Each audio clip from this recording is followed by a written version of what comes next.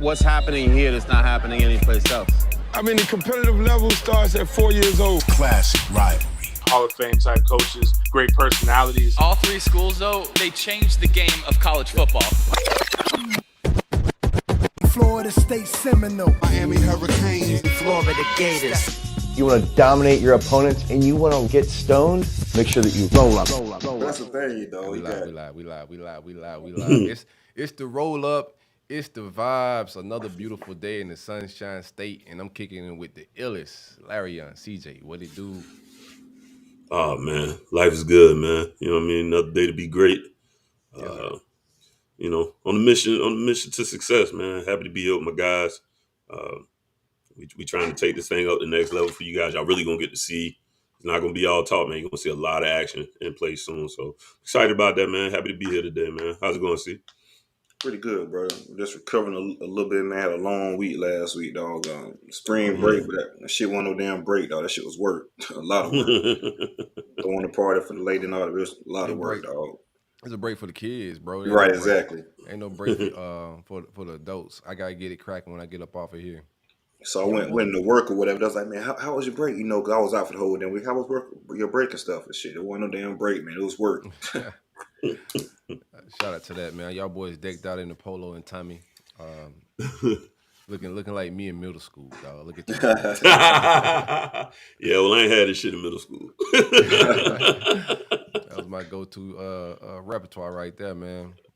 I was Nautica polo, but that was high school. Tough. Y'all boys weren't tough with that duckhead though, man.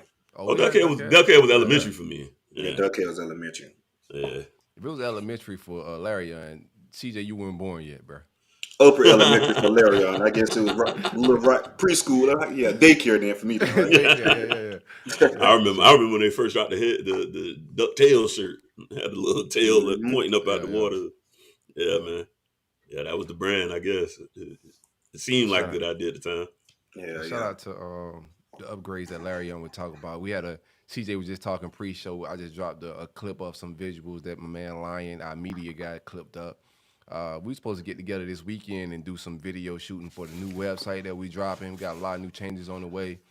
Didn't get together for that video shoot. I ain't had the right drip. I'm like, I don't want to force it. I got to get me some vintage, threads to put on this flash for such a video shoot, bro. So we didn't get together this weekend for the video shoot, but I did see CJ this past weekend. Larry, what happened to you, bro? Where you was at? I was looking forward to seeing my guy. What's up, bro? No, man. I didn't have. It was a drip situation, and CJ tried to set me up, talking, "Nah, man, ain't that serious." And then I seen the clip of him. I'm like, man, got tuxedo on, man. He tried to set me up, dog. So that was me though, but overall though, man, it was more so just chill. I ain't trying to outdo you, but when I saw you in the tux, I was like, oh man, hell no.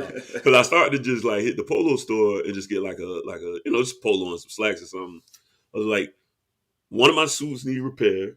The other one just felt too business, and the other decent one was at my mom's crib. I left it at my mom's crib. So I was like, man, I only got 3 suits right now. The best one to wear need a stitch repaired on it. So I was like, well, buy some drip or just chill this weekend. So I chill. I did look. I saw C was having an amazing time, man. I was immediately envious. I immediately had, what you call it? FOMO, yeah, man. Which I already was living with, and I was like, man, watch that shit be lit as hell. I'm be mad. I ain't going. It was a good vibe for sure, man. Had a lot of drinks flowing and stuff. Like you said, I was.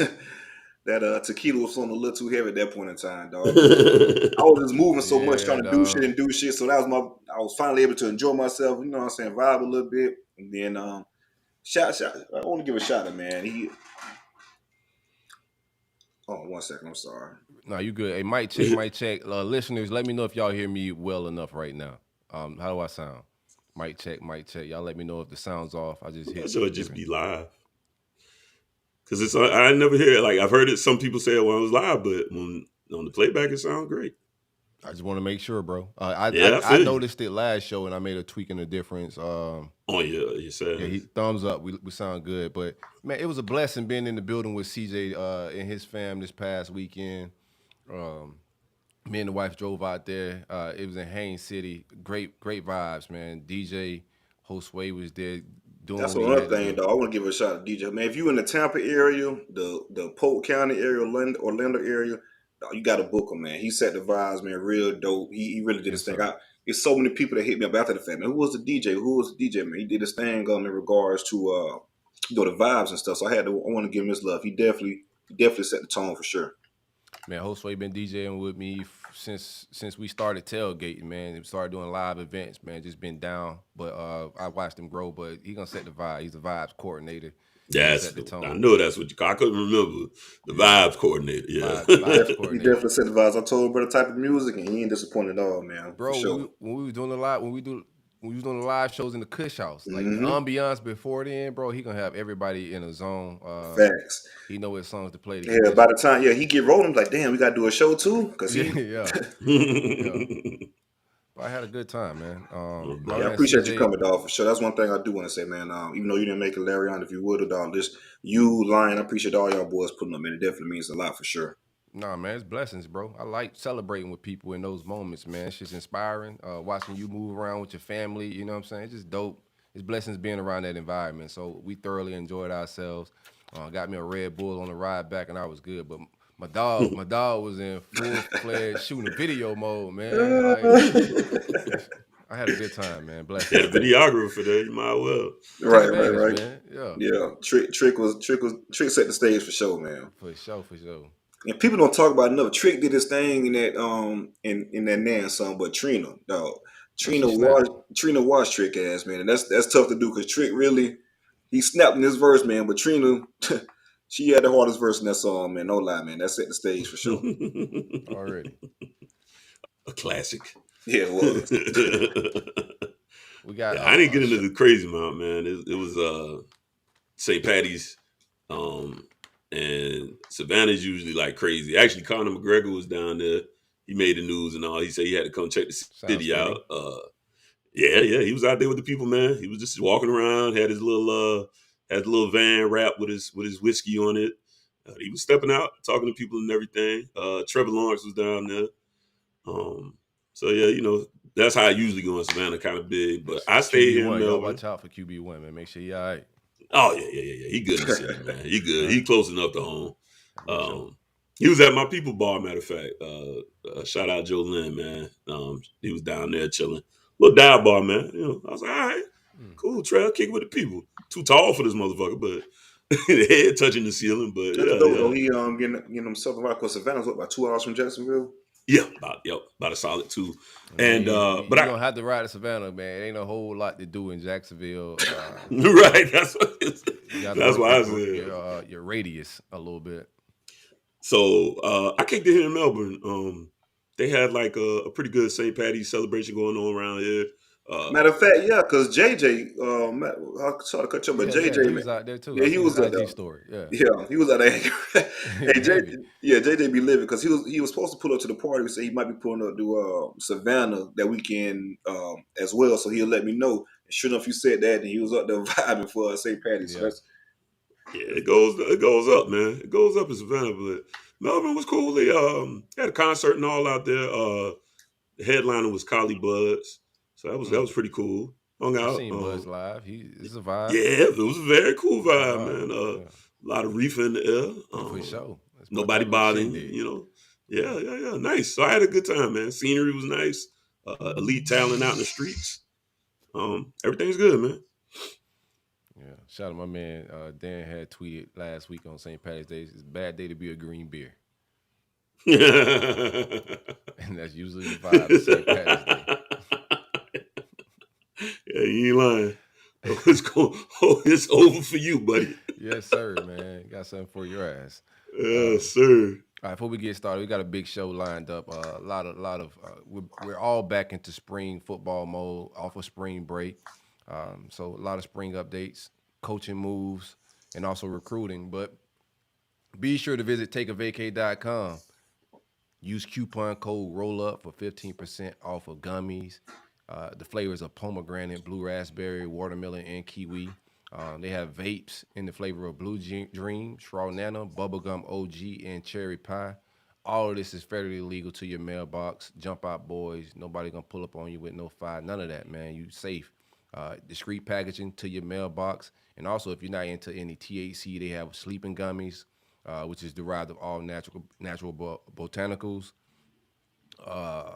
lemon balm, ashwagandha, melatonin, things of that nature. We haven't seen that in a while on this show. Got to bring it back. Got to bring it back, man. Gotta keep that No. live on the show, you know. But shout out to VayCay, man. So pulled up on me this weekend and gave me a pat, man. And so like I was saying, I had a long week as far as spring break, throwing this party and all that type of stuff. So Monday, driving back home, just tired as hell. So I popped one on, man, just to get some sleep, because it's been a week of no sleep, basically, man. Some of the best sleep I had, dog. Ugh. Yeah, bruh. It works, no lie.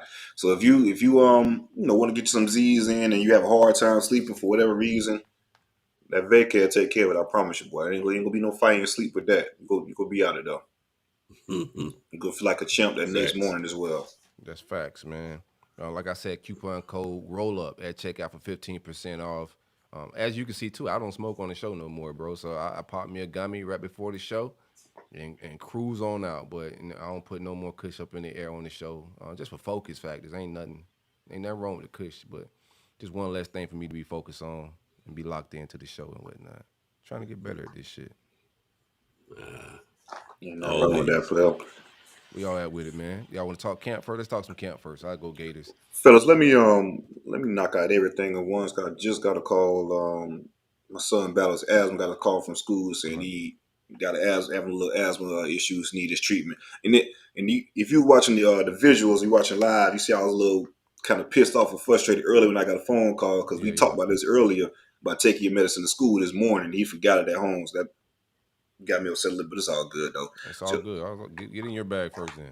All right, then we'll talk a little recruiting. Taylor, can you grab this minute marker for us, please?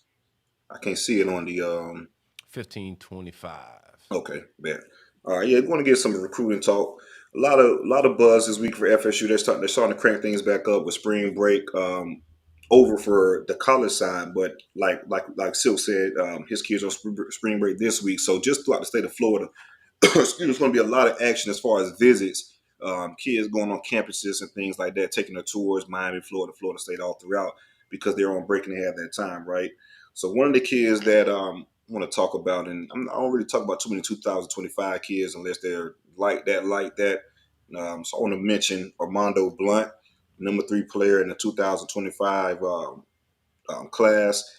He recently he was at Dillard last year and transferred to Central, but you know how them Central cats go. That's usually been a Miami fence these past couple years with Miami Central. But he was on campus. He said they were just some things. Said they really caught his eye in regards to that. His mother, though, he was on campus. His father and mother. His mother said, "As a mother, I finally heard exactly what I needed to hear in regards to FSU. Thank you." So it's something to look out for as far as his recruitment. Pretty sure he'll be back on campus. It's a long ways away, 2025. But a guy of that caliber you want to mention. Like I said, he originally played for Dillard. Now he's at Central. So if I had to take a guess in 25, just off of him being at Central, I'd say Miami. But we'll see how that plays out with Armando Blunt moving forward. That's the guy we out there as well. Yeah, the kid is like that. I remember I was watching some Salt, because I remember 2 years ago we had that receiver that was committed to FSU. I forgot his name, but ended up committing to Louisville and got in some trouble later on down the line. But was watching some practice clips on him, and this DN he was a sophomore at that time, a freshman or sophomore, and this DN was just wrecking shop. It's like, who is this kid? Like, that's Blunt, man. He's going to be a guy, once his time comes. And lo and behold, he should be a surefire 5-star, consistent 5-star. He's a 5-star now, but once that cycle has to come, I think he'd be a 5-star throughout the entirety of his recruitment. He got a name meant for trolls, though. I'll tell you that, man. Right. That Blunt pack in the air, man. Right. You better live up to that 5-star. Got to. KJ Bolin, number 1 safety in the country, 5-star, and for the 2024 cycle, he will be on campus tomorrow. Well, if you're listening live on YouTube, he'll be on campus tomorrow. If you guys listen on, Apple Music, Spotify, those platforms, he will. Once we release it tomorrow, he'll be on campus Thursday, March the 23rd. Big visit for him from Georgia. I know he's spoke highly FSU in the past, but he hasn't gotten on campus in a while. So to get him on campus, it'll be interesting to see how things shake out as far as, the visit go and things like that. So that'd be something to keep an eye out on just to see how KJ Bolden's visit goes and moving forward with his recruitment. If FSU is a serious player with KJ. A 4-star athlete, Chalil Cummings out of Start, Florida, 352 Central Florida area. Going to return to campus this week as well. I like him a lot, man. He plays receiver, safety, cornerback, pretty much everything for Start. Really good athlete. Where you guys recruiting him at? I don't have a DB for sure. I don't know which one is in corner or safety though, but it's a DB for sure.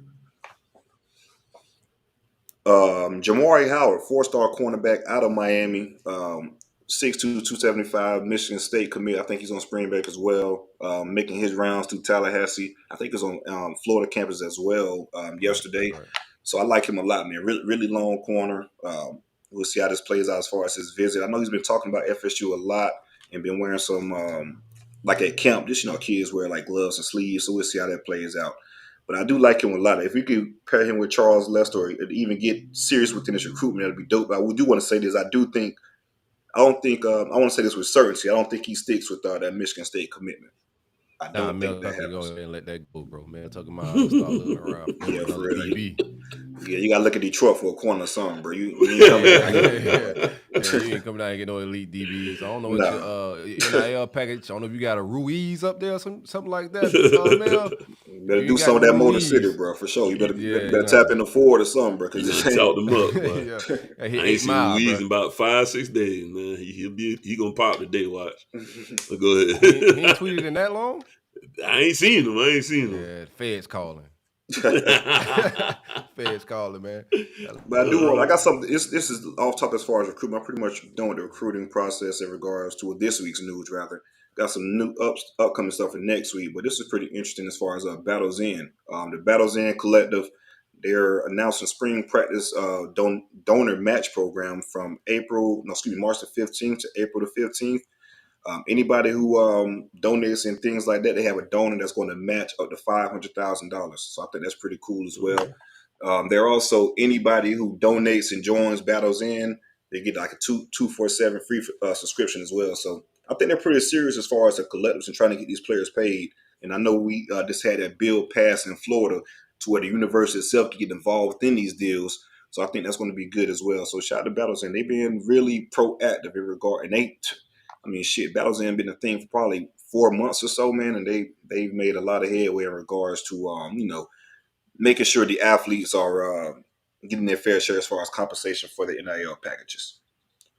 Like Silk said, man, spring practice has started, and we're back at. Well, I want to say one thing. I'm not sure about. I'm assuming Florida, Miami as well because I haven't heard anything in the news, man. But I'm just glad that I know we kind of talked about it last week. It wasn't any unfortunate situations on spring break as far as drinking, driving, and things like that.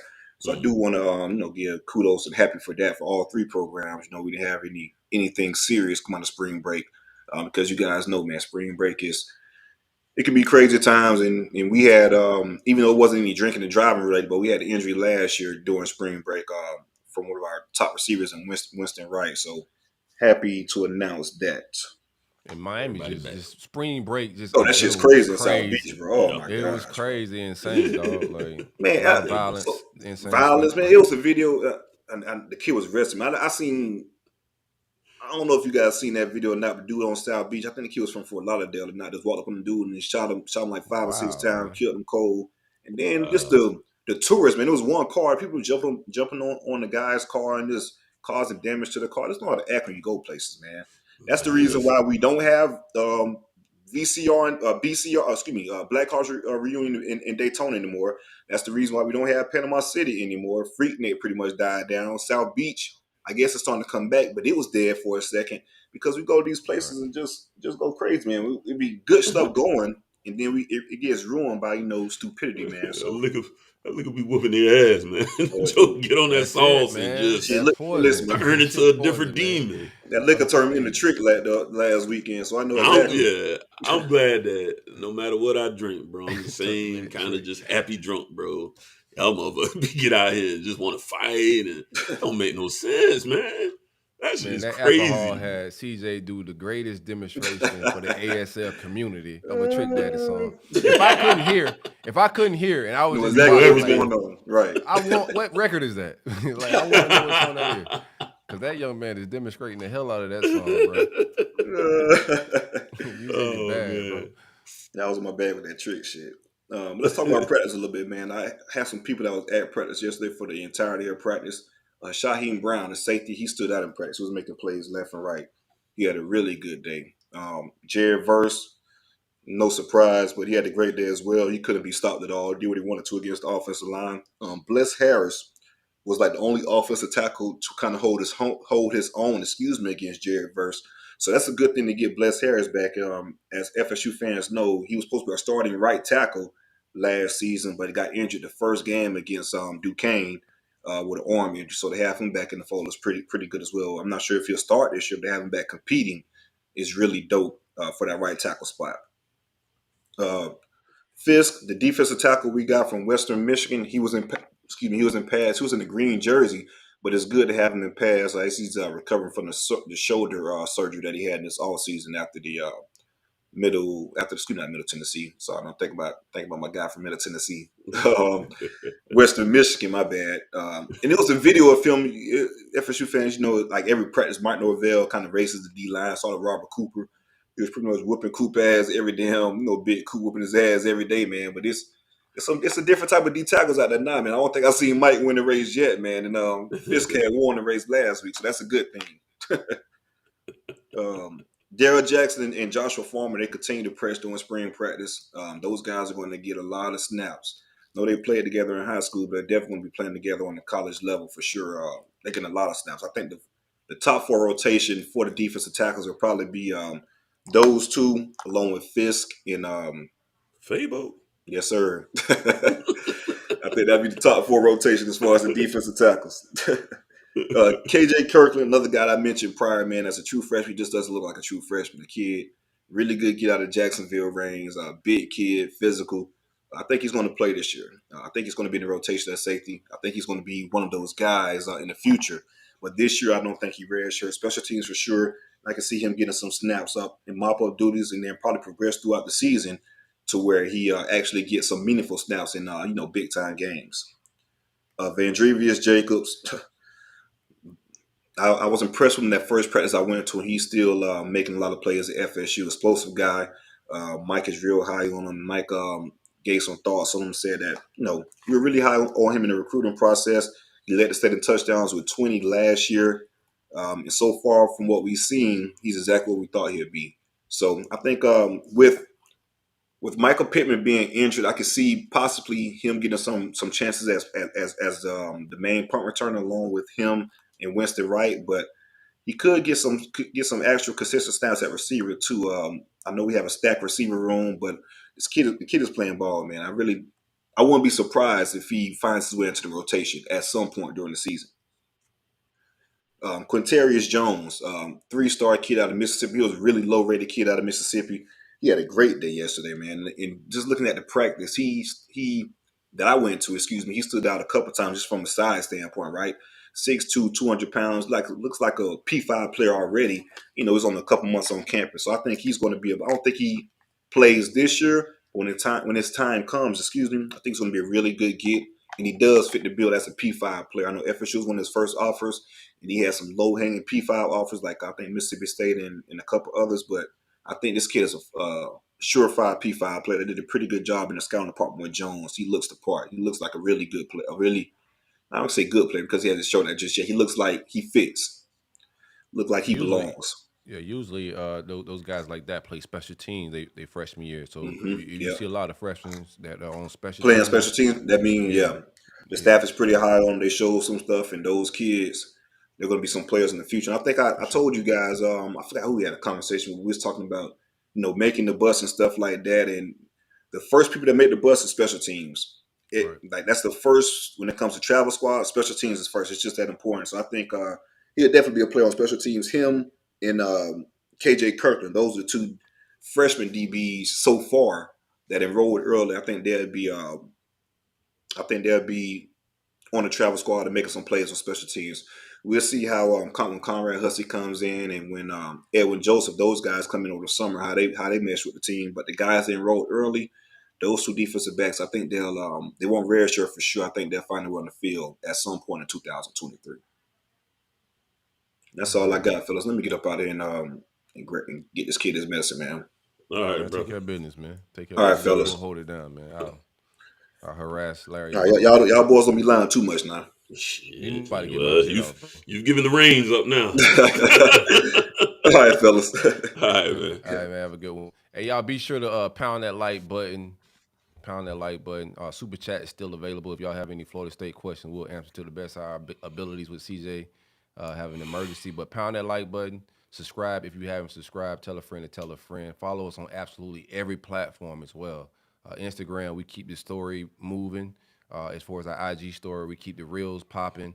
We try to stay engaged with our audience as much as we can on every single platform. So follow us everywhere. I get into some Gator, just camp talk. I don't have a whole lot. We back at practice. This is the first practice back after spring break. Not a whole lot, man. Just some things I'm hearing. Jaden Hill announced that he's moving full-time to the star position. He's moved around a little bit in that secondary, played outside. He's played some star previously, but he's solely playing star. I could tell just by the moves of the offseason that the staff, you could tell what position they're concerned about just by what players are like moving towards. We had Jamarcus Weston move towards safety. Jaden Hill announced that he's full-time at the star, so I know that's a position of concern for them.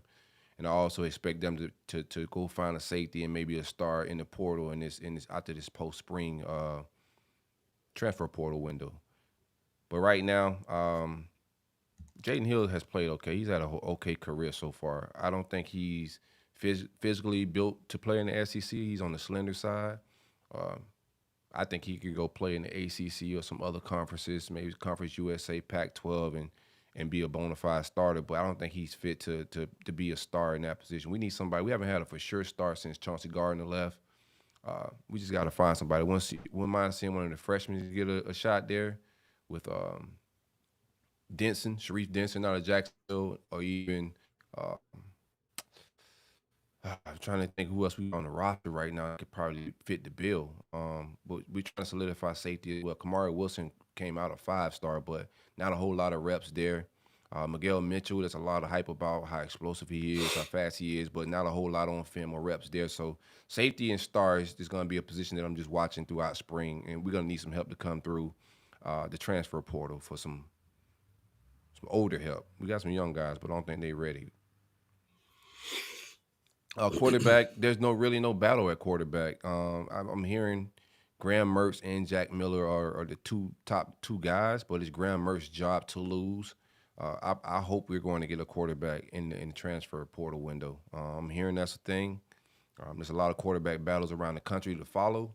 But right now, just from where we at, watching all these quarterback battles around the country, you have Ole Miss with Jackson Dart, Walker Howard, Spencer Sanders, and it's a 3-man battle. Texas, the same thing. Quinn Ewers, Malik Murphy, Arch Manning.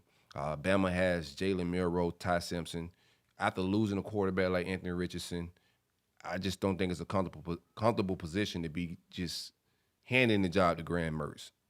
Jack Miller's not providing any real quarterback battle there, so I just think competition breeds, the better out of people. So they need to get another quarterback in the second window. Graham Mertz is a suitable quarterback, but nobody pushing him in camp, you're not going to get the best out of him. You know what I'm saying? He's just being handed a job, dog, and I just don't believe in that. So he needs some competition to be brought into that locker room this spring. That'll be a comment take. Other Gator podcasts will start talking about that. I think if Billy don't do it, it's a mistake. Just from a competition standpoint, Jack Miller and Graham Mertz can't be the guys. You look at all the quarterbacks around the SEC, that can't be your quarterback competition. You got somebody to that room to just mix something up. Very interesting to see how Ole Miss plays out with Jackson Dart, who coming back. I think we're going to go out to one of these. Ole Miss quarterback. You have the Bama situation with Jalen Milroe, Ty Simpson. I don't know what the likelihood of all of them guys jumping in the portal, but I'm pretty sure we're going to – and Malik Murphy at Texas is going to be one to watch because he came in last year before Arch Manning. So it's going to be interesting to see if Arch passes him up, what does he do? He's probably going to make a move. But that's where I'm at with it. We got to get a guy in the portal, man, in that position. Outside wide receiver, I'm just looking for the young guys to take the lead there. Just from things I'm hearing, of course, Xavier Henderson, we know what we get out of him. Jaquavion Frazier, those are older, big body guys.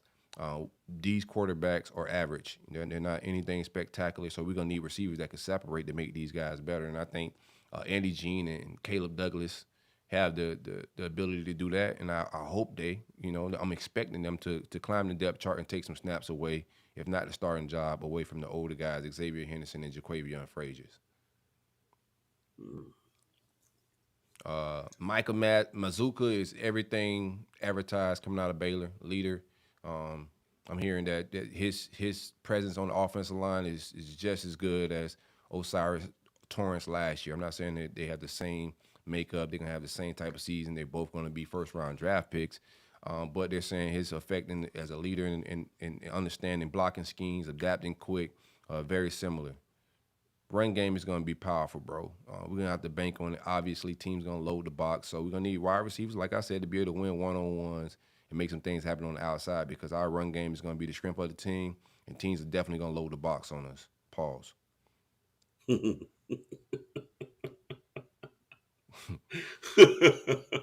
So that's a new way. I didn't even think of that one, especially when it comes to football. You say that shit all the time. Yeah, the trenches just been an absolute battle. Every clip I see and what I'm hearing behind the scenes, offensive line versus defensive line has been just, big man on big man, a lot of explosive players. Loving Caleb Banks. I know everybody's hyped about Cam Jackson, the transfer from Memphis, but Caleb Banks is just showing a lot of pop at that position out of his stance. We haven't seen that type of get off in a little minute. Overall, our whole defensive line is going to be a strength on the team. Last year was a weakness. I expect Desmond Watson snaps to go down a lot because his weight's going up a lot, and that's a good thing that we got some bodies in here. While you're missing somebody with 5-star abilities like Jervon Dexter, we're pulling in enough players this year that we'll be able to rotate, keep bodies fresh, and throughout the season just have better down the middle play, but definitely a defensive tackle. That's all I got for camp, man. I ain't got a whole lot. This is the first practice back. I'm waiting on the scrimmage to happen. So I can get a real glimpse at the depth chart. Don't want to feed the people fluff. Just vibes that I feel at quarterback.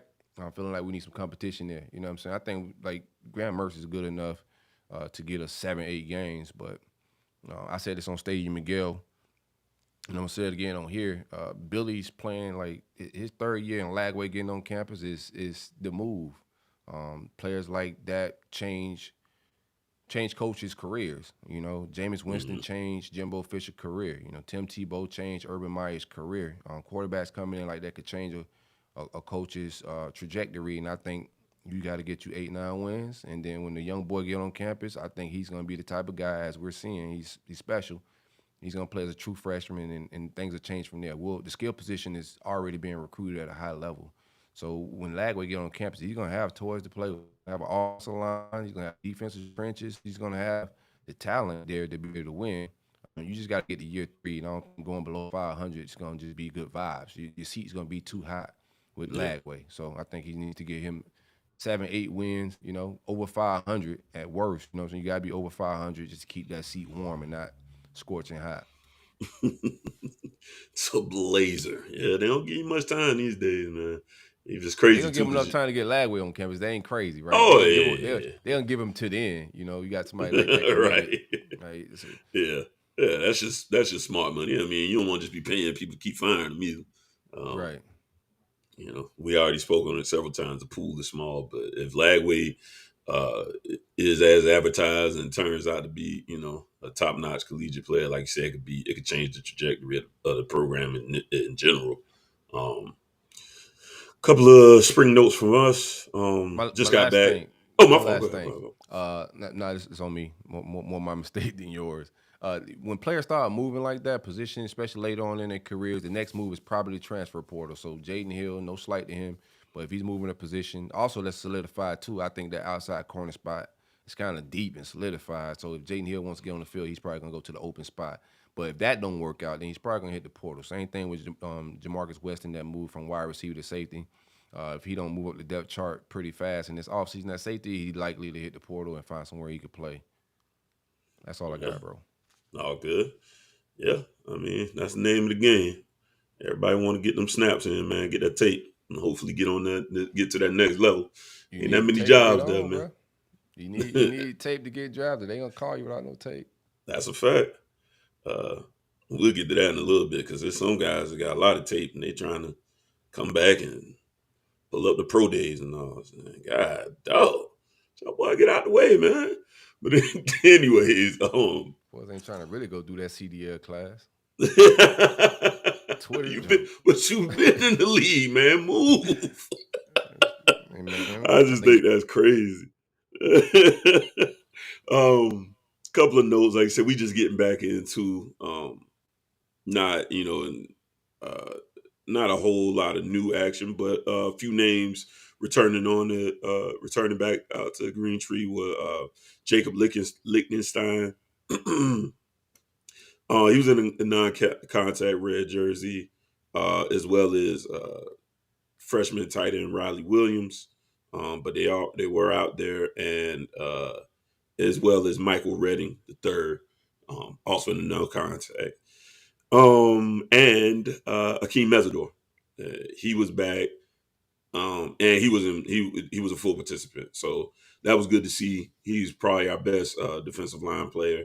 So good to see him back out there and hopefully healthy. He came into us a little banged up last year, and he played a good bit of games, majority of the games, but he did miss a little bit. So hoping we can bring him in healthy and keep him fairly healthy this year. Injuries was, kicking our ass last year. And I tell him still going to be looking at mustache, man, if this year is just everybody just hurt again, man. All that shit cool. All that shit look cool, and yeah, all that hype video shit. But all my players keep getting hurt. I got to start looking at somebody.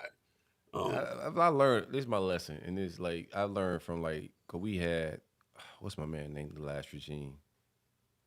Kush is big. Even though y'all don't see smoke, the Kush is big. But our last strength and conditioning dude was just a big screamer on social. Nick Savage is his name. Shout out my man. I knew it was something Savage. Like that.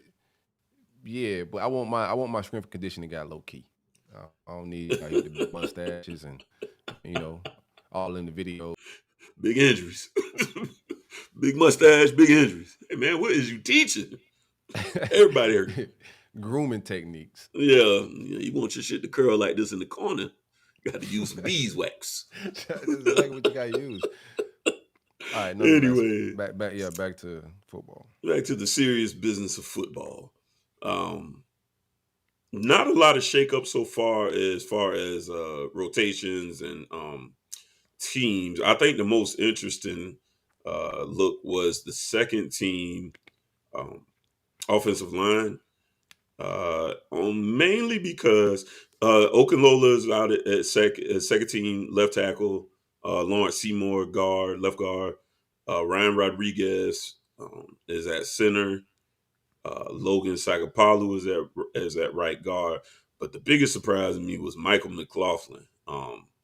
He was a kid that was he went to Stoneman Douglas, and he was a tight end kid.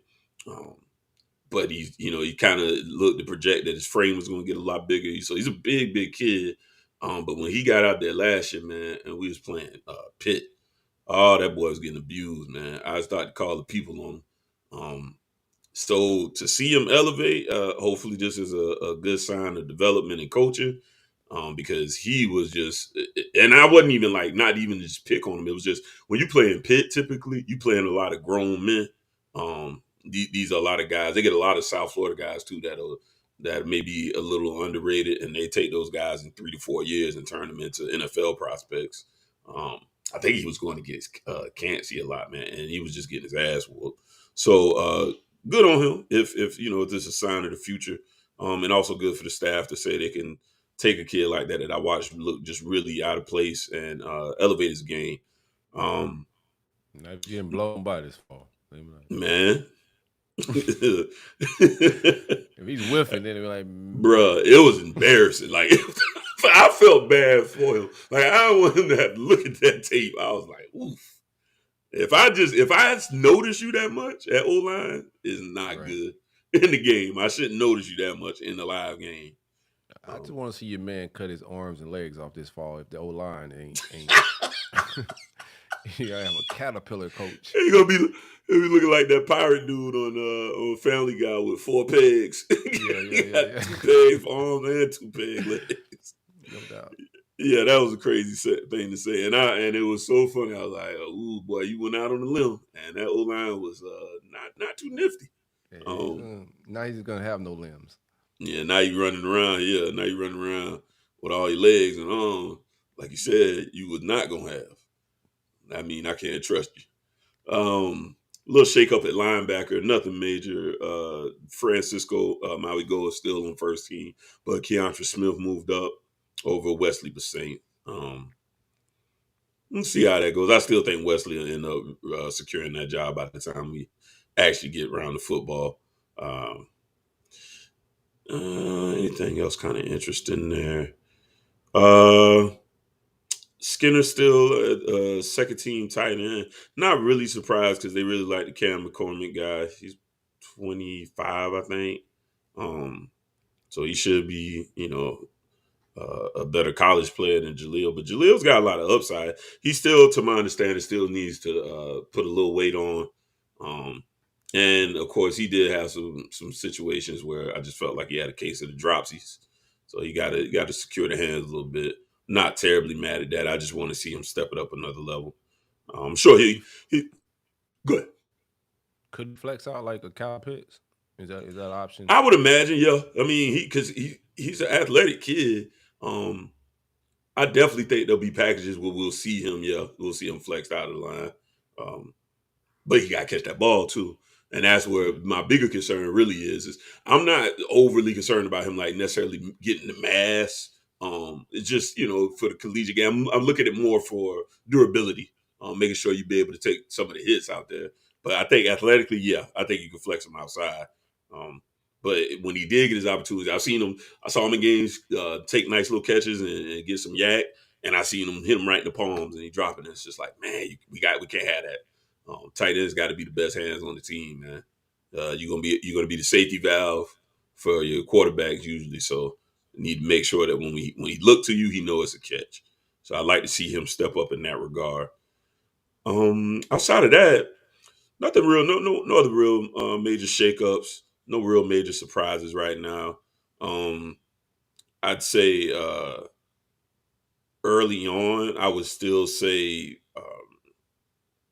the concerns we'll be looking in the next window to I would imagine to try to get another corner still, another defensive tackle. I mean, CJ joked about it, but it's true. We brought in those guys from Purdue and Georgia State, and they did. You gotta give Purdue his props for you going up against some big boy old linemen. These guys are undersized. These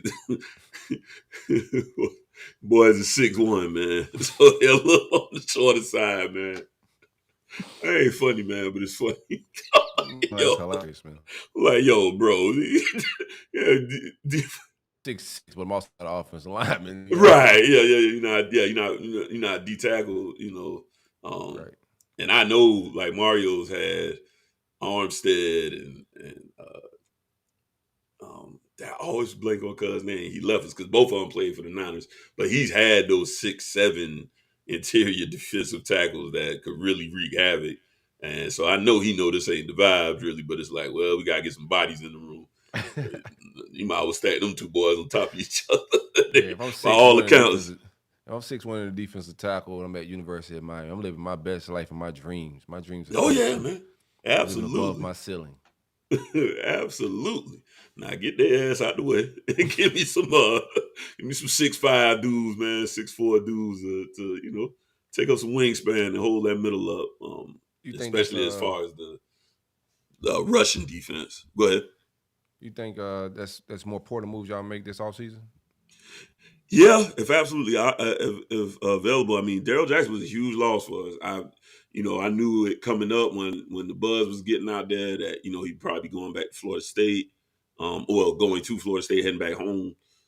That was going to be a major loss for us because we don't have that same body type. Ahmad Moten probably be closest to that. He has reshaped his body some. He's a 6'4" guy, so he's more in that traditional role. But we got to see what he can ultimately become. You still got Harrison Hunt, who's athletic, bigger guy as well. Need him to kind of stay healthy. This should be a real money year for him if he's trying to make any noise. He needs to kind of remain healthy and take it up a notch this year for himself personally. So we got some bodies there. I don't think we have enough at the as far as that run stopping type. So yeah, I would absolutely look for them to see if they can add at least a body type. I mean, you don't want to just bring in people. Then you're just wasting time and resources. But if there's anything available that'll be in that that larger frame run stopping type defensive tackle, I absolutely expect them to attack that. Same thing. They did attack the portal for corner, but it still seems, everything I'm hearing, still seems to be a lot of uncertainty there. You got Damari Brown coming in, but he's American Heritage kid, so they they don't early enroll. And I think the class in general is good. Same thing for Stafford. He's down here. He's right around the corner from me, actually, at Ugali. Same thing. He couldn't early enroll. So, and he may need a little time, so I would imagine if there's another body they could add, I would imagine they would go there as well. And the attraction is, I think you could definitely come in at corner and you can get your spot. You can definitely get your spot at corner. We lost our top two in Ivy and Stevenson. And that's why I kind of, mess with the fan base. They'll dog Ivy, but I'm like, all right, if he came back this year, he would have been our best corner. And yikes. Well, you know how it is. You play corner. People want to highlight the lowlights. You know what I mean? Yeah. But all in all, the guy was not nearly as bad. It's just a bad play. It's just like, huge blow ups. But I mean, that's gonna always pop more. So yeah, again, got to shore up that position. So if there's something available, I do believe they'll go there. That's really about it as far as spring ball goes right now. They just got on the with the shells or whatever. So it's not full pass just yet. I think might be this next practice coming up Thursday. So today as we record, they had a break. They practiced yesterday, and yeah, they'll be practicing again Thursday and Saturday, I believe, this week. Is the game. It's early. Man. It's early as hell. Oh yeah. Y'all making a bowl this year, bro? Yeah. I'm gonna go out on a limb, man. I don't think we could be any worse than 7-5. About to be caterpillars, man. Nah, I ain't say I eat my arms. Chew my arms and legs off. Not based on no damn hurricane, but I'd have been out of here if I bet on us like that. Yeah, I think worst case scenario, this is 7-5 team. I think that's as bad as we could be this year. 6-6 still get you in, but I don't think we'll be 6-6. Both sides of your trenches sound suspect as hell. It's nerve wracking hearing both sides of your trenches, and that shit is everything. That's my saving grace right now this year. Last year was Anthony Richardson, him possibly being able to elevate everybody's play, but right now my saving grace is just both sides of the trenches winning us some games. Well, see, I believe they lies last year. And they had me amped about the O-line. I feel better this year, but that's because of the additions we brought in. But I don't want to go out lying again. But it is spring. Let me go ahead and lie. Fuck it. Yeah, who cares? The O-line, I think, will be much improved from last year. And I think a big issue with last year with the O-line, too, was just the injuries. We just didn't have any depth.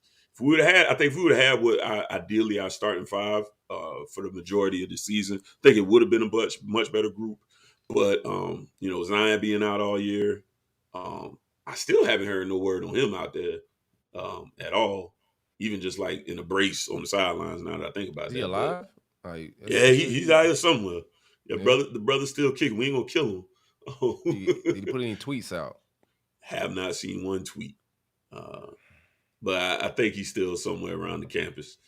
But yeah, I kind of mentioned it last show. I think the left side, will be pretty solid altogether, just with Javion Cohen coming over from Bama, get Zion back, and then Andy. It's not Andy Lee, whatever his name, Lee, the center from UCF. So I think you take from the center over to the left side, I think were really good. And I think the right's going to be good as well. I just think that's where the bigger competition will be. Inez Cooper's a guy that I kind of watched as the season went on. He got more reps. They were really high on him. He was a kid out of Alabama.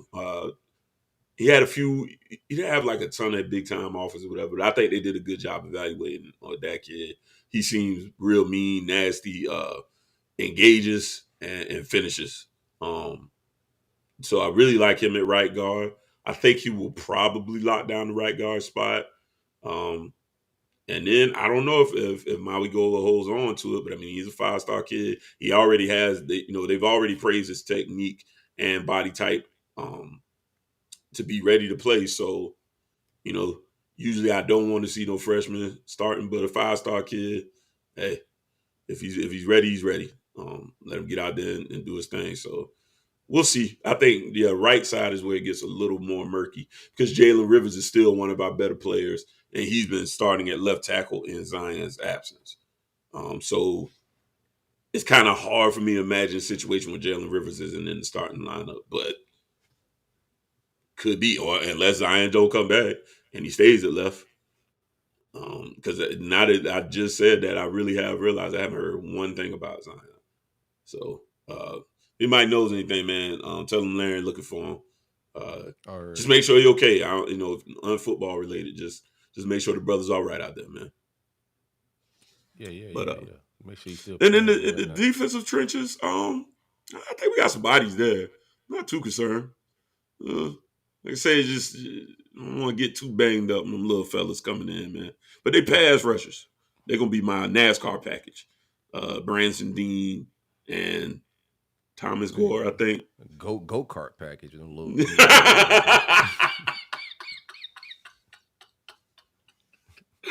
Cold-blooded.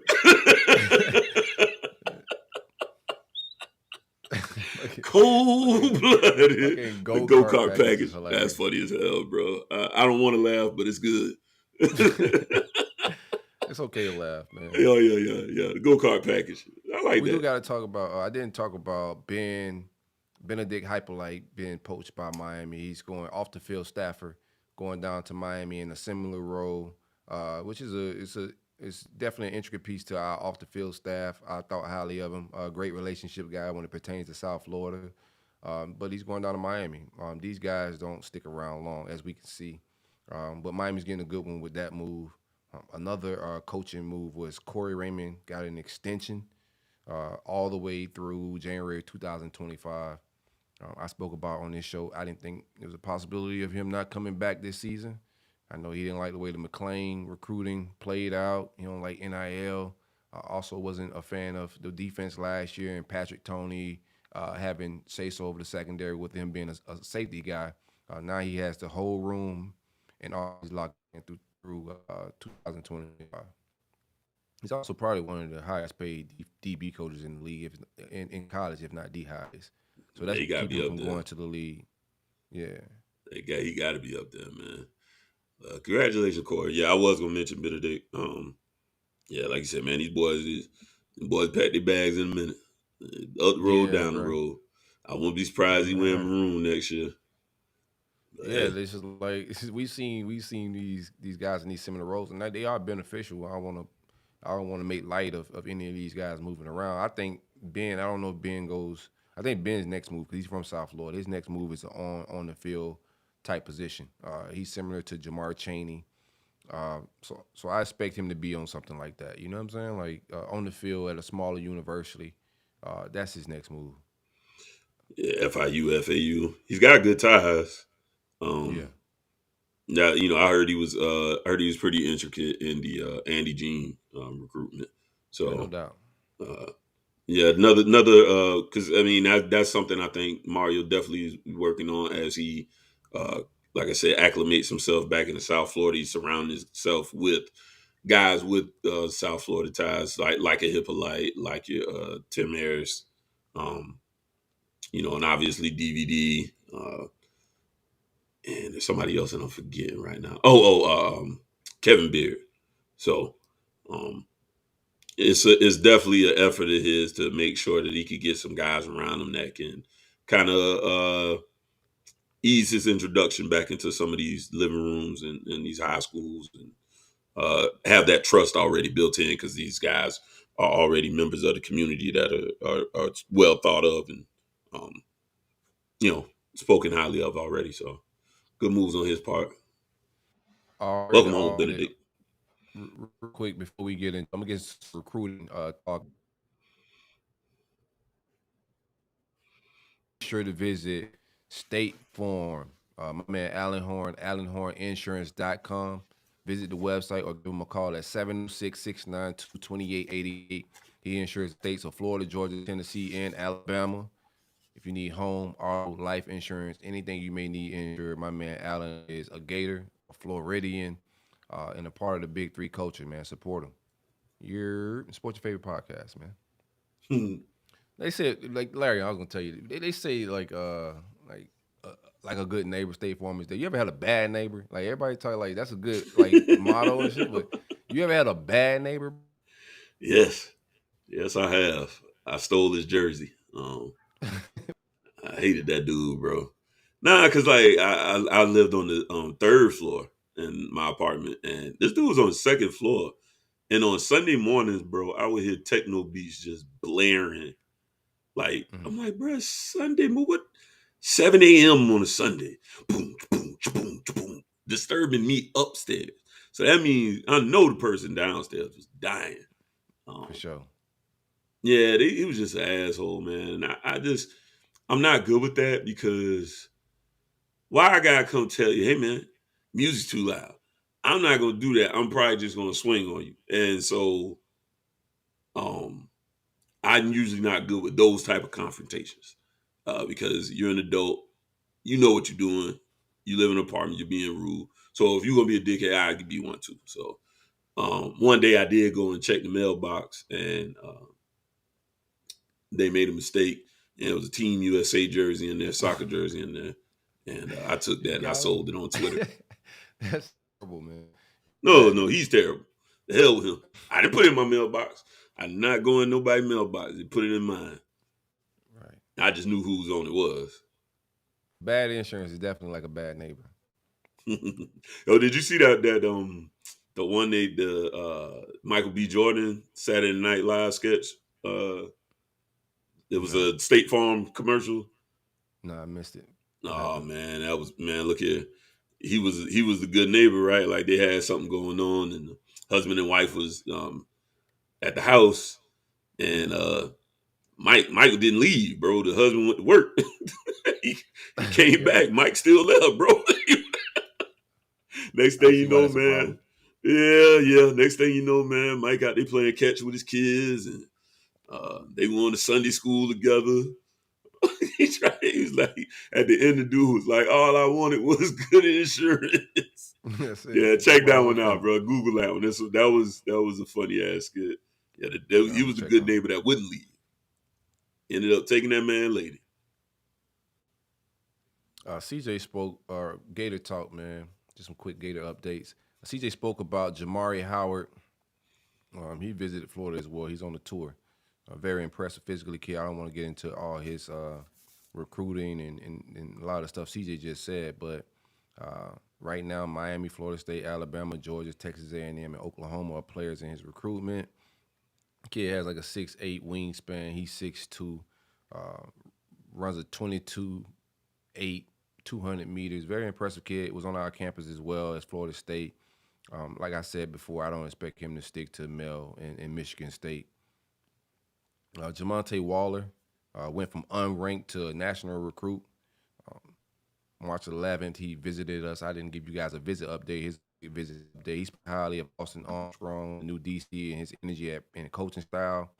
He's already locked in a return visit for June 2nd. Should see him on multiple day visit, an official visit that weekend.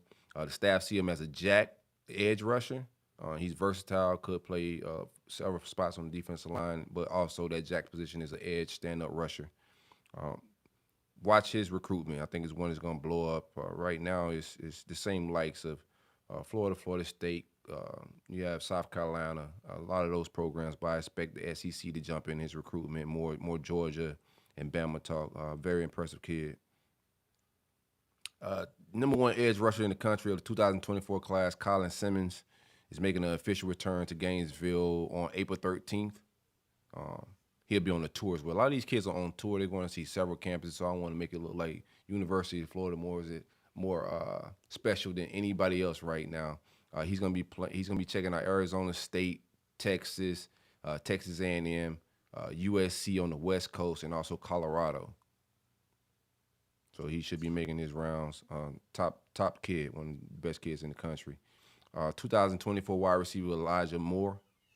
There was a prior Elijah Moore in college football, played for the Jets. Now, not him.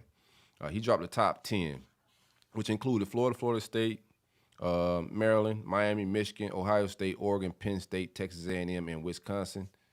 He's going to be traveling around a lot this spring as well. Some other visits he's making is Ohio State on March 25th, Michigan April 1st, Florida State April 4th, University of Florida April 6th, and Miami April 14th. Very impressive wide receiver. Could play in the slot, could play outside, has track speed. All of these receivers too that I like the way these guys are recruiting. We got a lot of big body guys with the Mullen staff, big frames with a speed, a lot of shredders. We're going out to explosive, fast guys at the position. Speaking of Elijah Moore, his teammate is also going to be visiting linebacker Aaron Childs. Is the nemesis linebacker in the composites. He dropped the top 10 as well, which included Georgia, Clemson, Florida State, Georgia. I'm sorry. Clemson, let me start it over again. I said Georgia twice. Clemson, Florida State, Georgia, LSU, Maryland, Michigan, Notre Dame, Ohio State, and Penn State. He's scheduling an official visit with us, I think around June 9th through the 11th, several-day visit. He's the third linebacker we're trying to pull in with an already elite class of Darius Hayes and Miles Graham. Both of those guys just got a bump in their rankings as well. Guys are close to being 5 stars, man. We got an elite class when it pertains to, like, quality. We just got to get some more bodies in here and get some more playmakers around my man DJ Lagway. Another guy, Wardell Mack. He's out of Louisiana, a defensive back in the 2024 class. Another one of those 6'1", 6'2", rangy guys, has ball hawking capabilities. He was offered March 9th. That's a big-time offer. I expect him to possibly stay with them. He's in the Slave Belt. This is a Louisiana kid. So shout out to our prior listeners know about the Slave Belt. It's along the SIP. It's hard to get Louisiana, Mississippi. Louisiana, Mississippi. Those are two, right? The main two. Of course, Alabama and Georgia. All of those states, it's hard to get kids to leave, at least the elite ones. But Billy has relationships in Louisiana. Billy Napier, that is. And also, Billy Gonzalez has prior relationships in Louisiana, being at LSU beforehand. Corey Raymond is from Louisiana. Going to be making some offers in Louisiana. Going to be recruiting some of the top kids out there and competing with LSU for their best players every year. It's just going to be a common thing. Florida is one of the schools to jump into the Nazir Smith recruiting, a linebacker, 3-star linebacker out of Georgia. Recently offered by Georgia, USC, Tennessee, LSU, Michigan, Auburn, Kentucky, and South Carolina. Mike Peterson visited him and dropped the news last Wednesday. He's setting up an April visit, so we're trying to get him on campus. Juwan Johnson, another Louisiana kid, committed to Prime a couple weeks ago. I think February 4th, actually like a month ago. He committed to Prime, 5'11". I think he's a nickel corner is how most schools view him. Legitimate 4'5", 40, 10'5", 100-meter guy. He's committed to Prime, but I don't expect him to stick. That's my projection of him. LSU's going to recruit him to the very end. I expect us to as well, with Corey Raymond having a prior relationship with him in Louisiana already. Don't expect him to stick with Prime. We'll see how it goes. A kid out of IMG Academy, Jeray Hawkins Jr., originally from William Park, West Virginia. He got a Florida offer as well. Last month, dropped his top 6. Florida alongside Louisville, Miami, Penn State, West Virginia, and Wisconsin made that top 6. 5'9", 165-pound slot receiver. Some people saying he runs a 4.25 40. stupid fast. This new regime, like I said, is after speedy guys at the slot. He's along the same build of last class, Eugene Wilson and Aiden Menzel, a slot guy that can scratch the field. He's also a track kid. He's running like a sub 10, 500 meter as well. Speed on the outside. I don't want to kill us with all these offers and visits. So I'm great. Last one, Timothy Lewis, another AMG offensive lineman. He named top 10 with Florida making Tennessee, Michigan, Ole Miss, Miami, Michigan State, Florida State, Alabama, Georgia, and LSU with others. A native of Mississippi, but he's now at IMG. Those are a little bit easier to get once they're already in state inside of Florida. He's 6'5", 290 pounds, the number 11 interior offensive lineman, number 160 prospect overall, according to the 247 composites. Just number one on most boards when it pertains to interior linemen. Cool that we made that top 10. That's all I got right now, man, as far as recruiting. For shizzle. Yeah, it was, coming off spring break, so it's a little bit quiet on our side, too. I only saw one offer of note that popped up, and I'm going to have to charge this phone because I forgot I was using it for Wi-Fi capabilities. Don't want to fall out of here. My man, where's his name? Hit that like button, subscribe, like, comment, subscribe, beef in the comments, tell a friend. Also follow us on absolutely every platform. It don't cost nothing to show love. We still have the super chat here if you guys have any questions. It's the roll up, it's the vibes. We appreciate y'all for hanging out with us. Each and every Wednesday, we're going to be right here on YouTube live. Pull up. Right. Oh, my man, Weston Davis. He's a currently unranked tackle out of Texas, Beaumont, Texas. But when I looked at his offers, so he's kind of quickly rising. His offers include Alabama, LSU, Oklahoma State, and TCU. So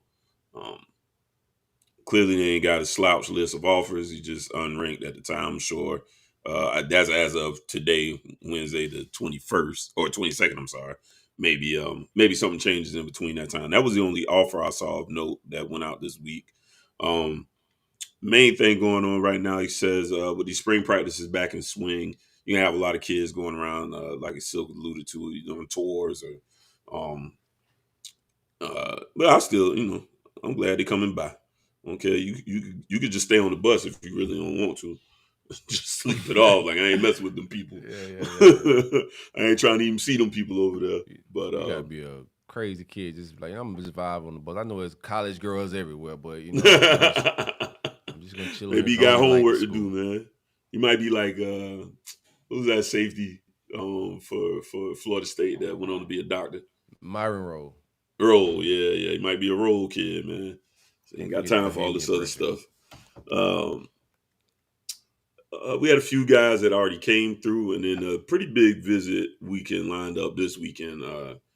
Or starting really, as you guys hear this on the streaming platforms. Thursday will be the beginning of a really heavy kind of star-studded lineup of visitors coming through. But just the other day, I believe it was Monday, safety Kennedy Urlacher, who's Brian Urlacher's son, came through. It can't be a bunch of Urlachers. Just yeah, 3-star safety out of Arizona, 6'1", 180. So I just saw that. Hadn't looked at his film. I know he's got good lineage, and he might be faster. He looked like he's. I don't know. I gotta see Brian Urlacher's wife. This kid definitely does look like. It definitely looked like there's some multi-ethnic mixture there. So he definitely didn't look like what I thought Brian Urlacher's kid was gonna look like when I clicked on it. And I was like, whoa, wait a minute. But it's definitely his kid. You can see his face. But he got a little tan, man. A little tan. Yeah, sprinkling a little culture. Might be. It could be something to watch there. With NBA young Mayweather daughter had a kid, it was like that could be dangerous for the streets. Having that type of. I ain't lying, boy. That's a hell of a pedigree. Shout out to Urlacher, though. Yeah, another visitor that swung by yesterday. Number 2 player out of South Carolina, 4-star cornerback Troy Stevenson, coming in at about 6 foot, 160. He came to visit. He's pretty high on their board as far as corners go. We also had unranked cornerback Curtis Javier, I think it is. Oh, Janvier, I think. One of the two. I'll learn if it's very important. Tomato. Tomato. Yeah. I learned them names when I learned Akia Pong and Maui Goa. So when you become important enough, I'm gonna make sure I get your name down. But 6 foot 175. I'm still probably gonna mess it up, but it ain't personal. Yeah, never take it personal, man. All right. 6 foot 175, corner out of Chaminade. His list wasn't that impressive to me. He don't even have an offer from us, I don't think. So maybe he was just kicking around. But I saw it on there, so I was like, well, I'm getting a young man to shine while he's there.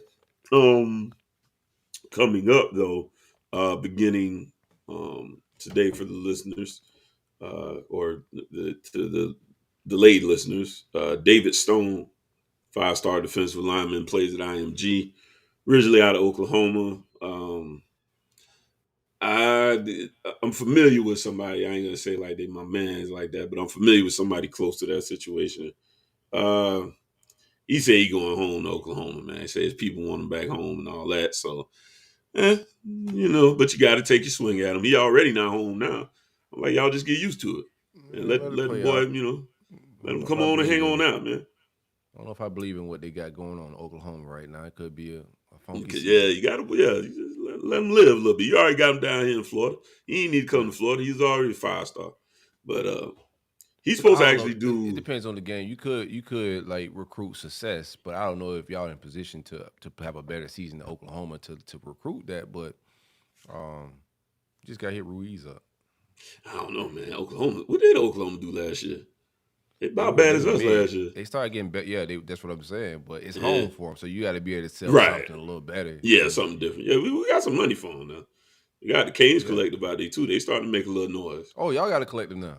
Okay. Oh yeah. We been had a collective. Everybody collective. Just ain't want to talk about our collective because the jokes was on y'all. So I was in no sense in turning shine no light on me. No, the jokes was on y'all for thinking it was a joke. No, we ain't had nobody in spaces drunk and cussing at people. That happened, but nonetheless, it's just the what was a collective. People make jokes about like the blueprint, whatever it is, and as you can see, CJ talked about the Battles In collective. It's a thing, bro, and every program is gonna have one. Oh, for sure. That's all. Yeah, the Canes collective, they've just been a little quieter as far as, but they've been around. I remember hearing about them. Man, it's had to at least 6 months ago. I remember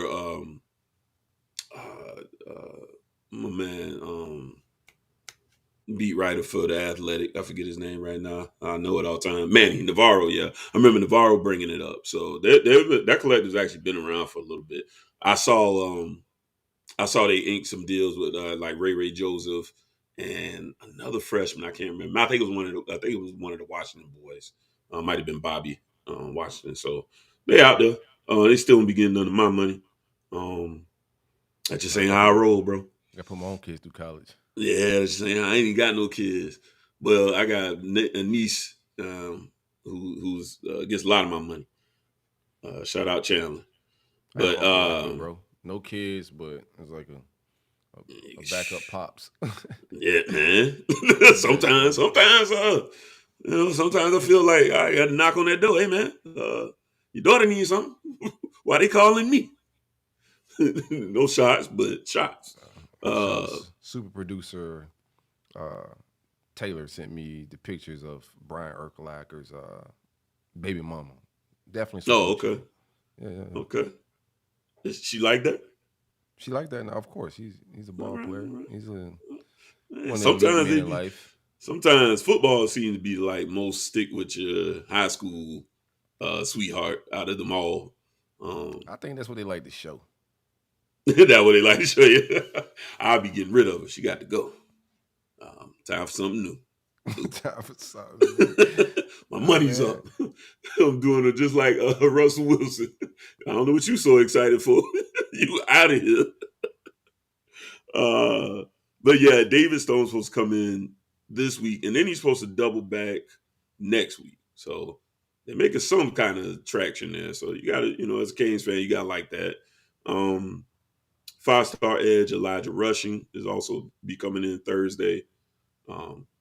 I mentioned, I believe, last week, Kamarion Franklin will also be there. He's a fringe 5-star. I think right now they got him ranked like 35th or something in the country.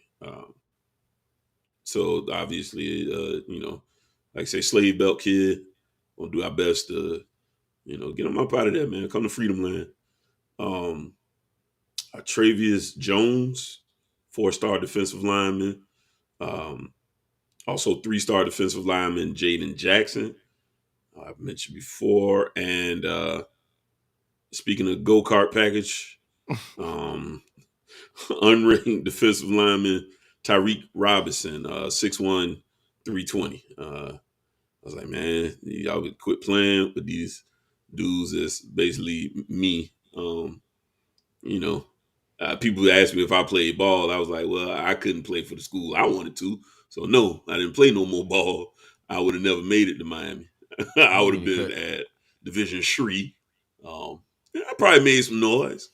But nah, I had bigger dreams, and I don't like the half step. So, no. This is the crazy story now that I start just hitting links. Going down the rabbit hole. Bro, it's a whole. We're gonna talk about. That's why we gotta get our Patreon up. But this is a whole thing of course, he mothered Brian Urlacher, who I'm speaking about.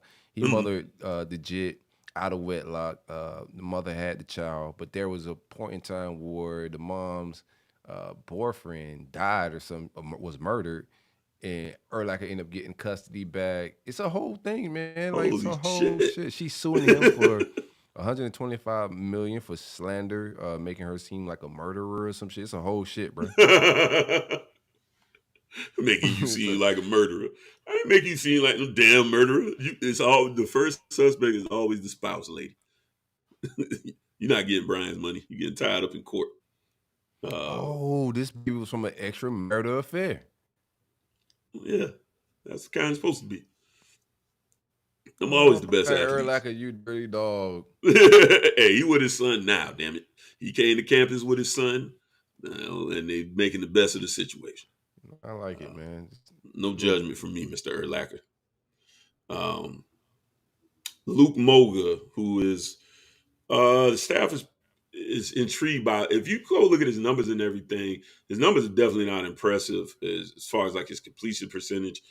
I think he's a kid. They like his athleticism. He's got a big frame already. He's like 6'3", 6'4". He's a track guy, so he's got good speed. He could throw the ball pretty well. He's just got to polish his game up, and I think that's kind of the approach. I like it a little bit here from Shannon Dawson because he's not a guy that's had necessarily keys to the Corvette before, right? So he knows how to find those diamonds in the rough. And since we do want to take 2 QBs this cycle, it's very difficult to do, as we saw last cycle. They really hound Emory, and Emory stayed down. And I don't even, the Rashada situation, I don't think it had anything to do with Emory Williams at all. So we came close to doing it. I think that's the goal again this year. But I think the goal will be to get a guy like their main guy's Aaron Orland, who will also be coming down this weekend, and then package him with more of a project guy, but a project guy that you could kind of sell on, hey, look, right now where you're at, you're not ready really for anybody. But if you give us a couple of years, we can tool you up and, you could really be in a position to battle for a starting position, at a Power 5 school. So that's what I believe the approach is there. There's a kid I mentioned last week, the Judd, what's his name? Hold on.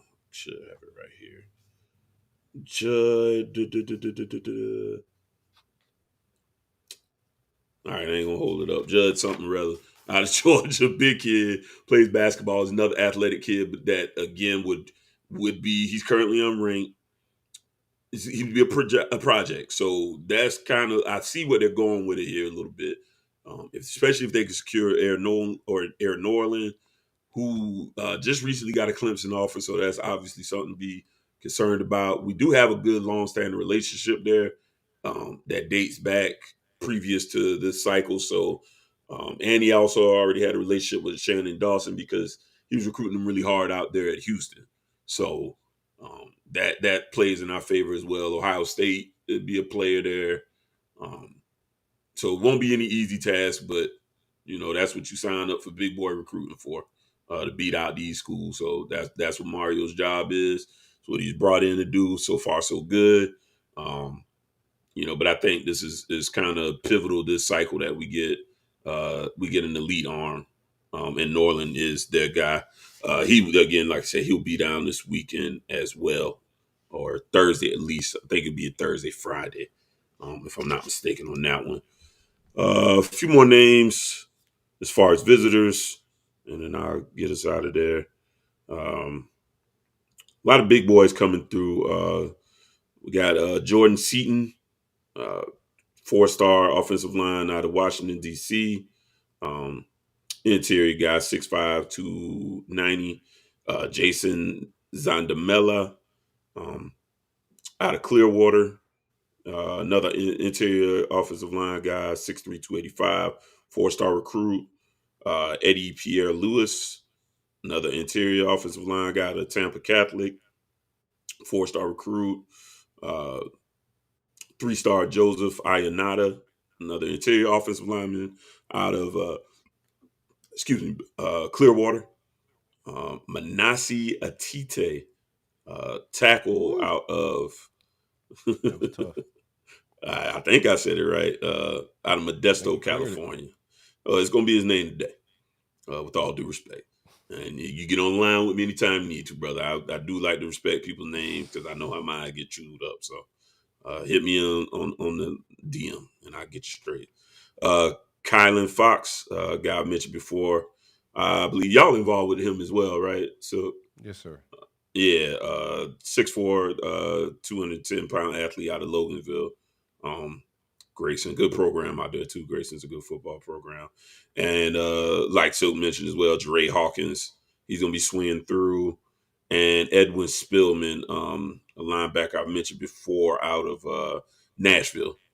He's supposed to be swinging through this weekend as well. Along with Ricky Knight III.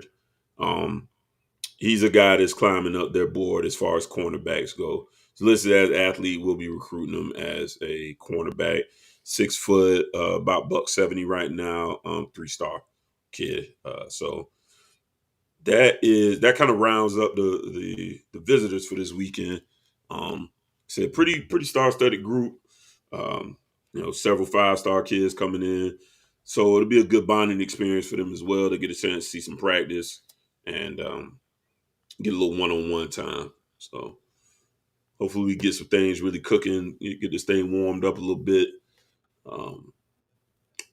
As of right now, we just got a punter, I think, in the class. So I'm not concerned. I don't have a concern right now. I like the slow burn a little better. Okay. Your man ain't tweeting 5 days. Y'all ain't got nothing but a punter. I like the vibes. I ain't say he ain't tweet. I ain't seen it. Double down on that.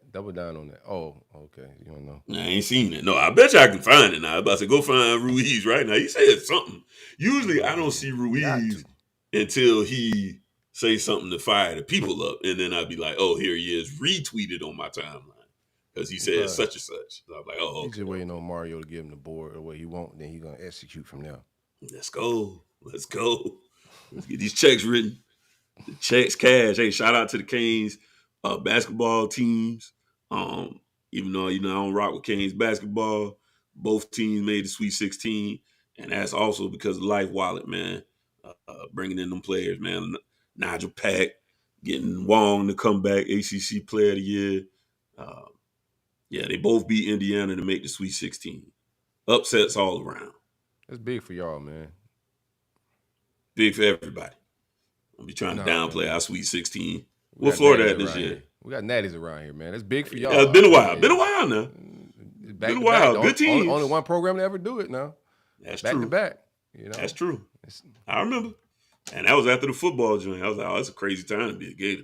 Man, it's title time. That's when a lot of y'all started watching Gator basketball, and I'm not mad at it. Larry's never mad about how you come to fandom. I only ask that you stick around. I did come to my that's not when, but as an adult, it's around the time I switched over from the 49ers to the Jags. I started liking Gators basketball, but before that I was a Duke fan. Man, everything you used to like, I still like. I follow Duke basketball. Yeah. We definitely from around there. See, that's that 80s baby thing. Yeah, this is just that was the vibe. That was that window. Yeah, Trajan Langdon was probably one of my favorite players to watch as a kid, bro. He just didn't miss. Wajahowski, it was hard, not to be slapping that floor. Bro, I was slapping the floor like I was Wojo, bro. I couldn't wait. What? Wojo had that fire, man. Yeah, I don't know what he up to now. He was on staff. I thought he was going to get the job. They gave it to Shire. Yeah. I don't like Shire. Being a head coach. He probably is somewhere, yeah. I'll look it up. Let me real quick, plug this phone in before I die. I'll be right back. All good, man. Like, subscribe, hang out. Did I miss anything? I think I did miss something on my list. Just real quick. I didn't do any injury updates, so I could do that real quick while Larion's out. So non-contact jersey was offensive lineman Jalen Farmer, linebacker Derek Wingo. He's still recovering from surgery post offseason. So is Devin Moore. A lot of cornerbacks. Aaron Gates, the freshman. I think he's going to turn some heads as well. And not a whole lot of fanfare about him coming in his recruiting class. He was committed for such a long time, but he's going to be a player that played, I think, early this year. And also Kamari Wilson is in the non-contact jersey. That's all I got. Larry Young, you got to hustle back, bro. If not, we're going to have to take a break, man. I can't keep the people. Hey, like, subscribe. If you're not following us on Instagram, go follow us on Instagram. Big website stuff coming early April. I don't want to put a date on it. When we put a date on it, that means we solidified. But a lot of upgrades. We're going into the message board world. We're going into insider smoke with Knowles, Canes, and Gators. CJ will have his own side of things where he's got subscribers in his Knoll board, but going into a different direction when it pertains to the roll-up network, the platform, a lot of NFT capabilities, a lot of community stuff, not just football, but the entire platform with the Brain Profits, Culture Uncut podcast platform. We're making it very community-based. Also inside our board base. I know y'all better rock with CJ, man. CJ gonna have that real heat because they still don't recognize him as press just yet. So CJ get to kick it all to the whole practices, man. Y'all better tune in and tap in. Oh no, we're gonna make it like we're gonna make it do what it do, man. Real NFTs too. Yeah, I don't want to give away no sauce. We're gonna lay it out, man. It just ain't it ain't art. It ain't the way a lot of people have used it, but we definitely stepping into that arena. I was just giving the people some insider stuff while you was away, man. On what we got cooking behind the scenes, but I think we're ahead of our time. We're gonna be moved. We ain't trying to ride anybody's wave. We set our own waves. We out here trying to pioneer something. This is a fairly new industry when it pertains to podcasts, and I think we pioneering and jumping into different lanes. As far as monetization goes, we stepping into some avenues everybody ain't stepping into. Everybody can come on the mic and hit record, but everybody can't monetize this thing, and that's where we stand out different. That's why we the biggest. National news, man. I do want to talk to you about some national stuff. CJ ain't here. My man, Nick Saban, I'm screaming at the clouds again, but I'm not mad at this one. Indefinitely suspends safety Tony Mitchell, who was arrested.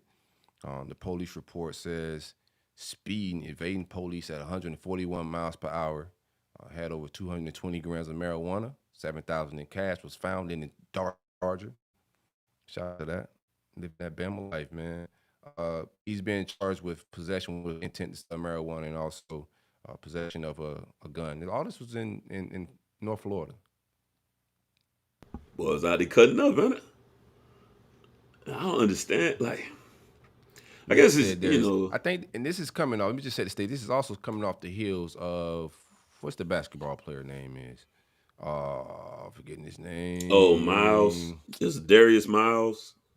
It's not Darius Miles. That is a Brandon Miller is his name. Oh, okay. Just coming off the heels of Brandon Miller, the basketball player, and his ties in with the murder and indictment that's coming from the basketball program. He was allowed to keep playing throughout the tournament, and it's been a talking point. Nick just pretty much came out and said he don't believe there's such thing as being in the wrong place at the wrong time. Kids suspended indefinitely while they kind of let things play out. What's your opinion on it? On everything? Okay, I feel Nick because you at the wrong place because you took your ass there. You knew it was the wrong place.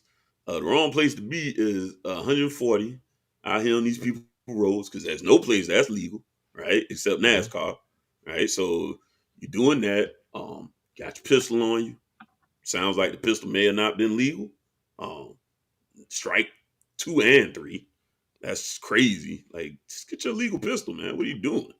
I think it just wasn't registered to him.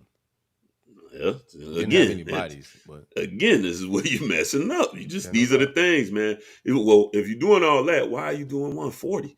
And you got a gang of weed in here? He was trying to get away at 140. He was evading. They said evading pole. I think he was just chilling. And somebody called people's on him? They might have smelled him. That was my take. They might have smelled him drive. Did you see pictures of the get from the 20 crime? a mile over ticket? See? No, it would have been straight. Yeah, I don't know, bro, but he had the weed in a grocery bag. See, man, yeah. Man, take your ass to jail. Do not pass go. I don't hear that shit, man. Let me tell y'all something. I'm not going to give away, because my mama listening to this. Larry has been engaged in some other side of the law activities, man. I never got caught because I know you can't move crazy like that, man. It just don't make no sense. Right. So I'm with Nick, man. Sit him down somewhere. Wrong place, wrong time, my ass. You're going to learn today. You know, unfortunately, I hate because, you know, we on this show make sure that, you know, for our younger listeners, we give cautionary tales and just, hey, man, just move carefully out there. And I know there's always people in your ear. And part of being young is feeling invincible. But every single day, this world shows you are not. You are not invincible. So I hate that he has to learn such a harsh lesson. But he's not the first athlete I've known that's been involved with selling drugs and moving sloppily out here. And so your story ends how it ends. And hopefully you can have a bounce back. But as far as the kid being able to play in the tournament, I think that's wild stuff. Just from a PR standpoint, to be honest with you. And then he was coming out like doing like the pregame, like they was taking the shackles off of him. Like his teammate was like uncuffing him. And I was like, damn, it's kind of insensitive. Insensitive, yeah, to the situation. Taylor, you might could look it up for me real quick. I thought the Darius Miles kids were still involved, so I think he was like the one that may have provided the pistol, and then the Miles kid is the one, right, that was accused. And it's just like, bro, one way or the other, you're tagged to it. A life was lost. You don't necessarily need to act like you just, you know, you're being slain in the public, because that's not really what's been happening. But there is a life lost there, and I think that's insensitive and tone deaf. And honestly, for that alone, if I was going to play him, I honestly would have been like, you know what, that's how you're going to act out there. Let me go ahead and pull you down because now you're making us look stupid. That's just my take on it. Yeah, I think it's real slick. I think just catching a few things. One, he was caught in Florida, and Bama, they probably let him go. He probably been sent to the crib, but you know he got caught in North Florida, and they did what they had to do. Just super sloppy all the way. To me, bro, like just, you know, hindsight 2020, he's already in trouble. If that's my son, bro, that's the possible best way that could have ended. You know what I'm saying? Like, right. Like, it sounds crazy. The 140 miles per hour evading police, what he's getting charged with. This is the best case scenario for him. You feel me? I think he can still bounce back from ultimately selling weed with a pistol in the car. not what you want to see from somebody that age. They should be focused and locked in to the opportunity to play in Bama. It is spring break, and we was talking about it on here. That cautionary, like, you're having spring football and then taking a week off of spring break. Seems like so much could go wrong. But to me, that's the best case scenario. I don't think he's a terrible kid. He gets opportunity if it stays what it is, intent to sell. They tricky. He said 220 grams. Like, bro, just say a half a pound. When you put that shit in grams, like, y'all, around a half a pound Jit got caught with riding around. He had some baggage in there. He trying to feed me. Now, I don't want to make it sound like he Aaron Hernandez riding around, shoot the city up and doing no wild shit. He got a half a pound. He's breaking it down. He's smoking out the shake bag. I seen the shake bag on the side. I said, this guy kind of hustling for real. Yeah.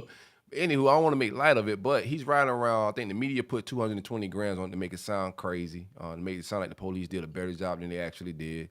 He got caught with a half a pound of weed. He's trying to be the weed man, flip his NIL money, which is all crazy. He should be focused on football. But if that's my son, that's the best case scenario that could have ended. It could have ended way different. He could have been getting robbed for that. He could have got killed for it. He could have had more work on him. He could have crashed. One of them officers got in an accident chasing him. Like, so much shit could have went wrong. There's an opportunity just for him to bounce back and be all right in life, man. So I don't want to make him seem like he's a terrorist for riding around the town selling weed. Bad decisions, but he could bounce back. It's just you don't want to wait. I said all to say this. I need a safety too, so you don't want to wait until them blue lights behind you to start making decisions based on football. Because that's what he did. When the blue lights got behind him, he was like, oh shit, I ain't gonna be able to play football. Well, man, you better think about that before you put yourself in a situation where the blue lights would even be behind you. That's facts. That's the message I want to get out. Speaking of Bama, man, pro day stuff. I saw that DJ Fluker is planning to practice or work out on pro day. If that name sounds familiar, it's because he's already been in the pros.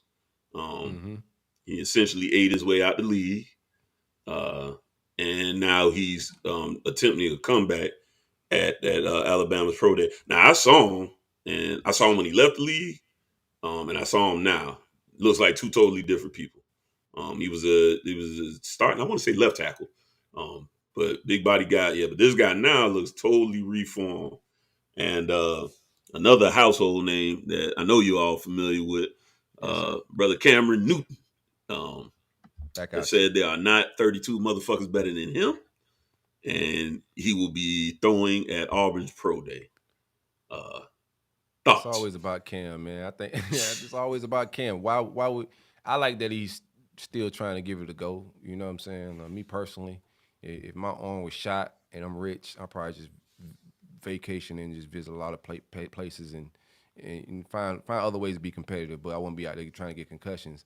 But that is a Cam way to announce. He drops a whole video production and then saying 32 motherfuckers not better than me. That's why you can't get on the roster, bro, because of your ego. Cam is toast out here. Ain't nobody finna get Cam no job in my mind. Yeah, and there are 32 players better than you, but you still ain't in the league.